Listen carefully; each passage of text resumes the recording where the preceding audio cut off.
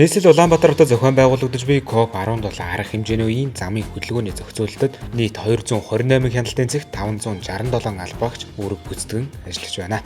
Иргэний агаарын тээврийн цагдаагийн хилцээс өнгөрөх 7 хоног Чингис хаан олон улсын нисэх онгоцны буудал болон буян тухай нисэх онгоцны буудлын ойр орчимд замын хөдөлгөөний аюулгүй байдлын холбогдох хууль тогтоом зөрчсөн 184 зөрчилд хариуцлага тооцсон ажиллалаа. Захин орчинд иргэдээс ирүүлсэн тээврийн хэрэгслийн зөрчилтэй холбоотой 21 гомдол мэдээлэл дарах хэмжээ авч хариуцлага тооцсон мэдээллийг захин хуудасаар иргэд олон нийтэд хүргэлээ.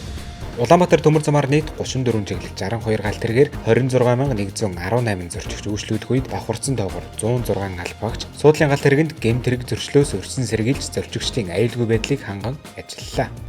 Улсын хэмжээнд гудам замын хяналт шалгалтаар согтууруулах хундааны зүйл хэрэгэлсэн үедээ тээврийг хэрэгсэлж жолоодсон 150 зөрчил, жолоодох хэрэггүй үедээ согтуугаар тээврийг хэрэгсэлж жолоодсон 129 гэмт хэргийг илрүүлэн цаашид иргэд олон нийтэд учиржуулах хэрэгслээс өрсөн сэргийлж ажиллалаа.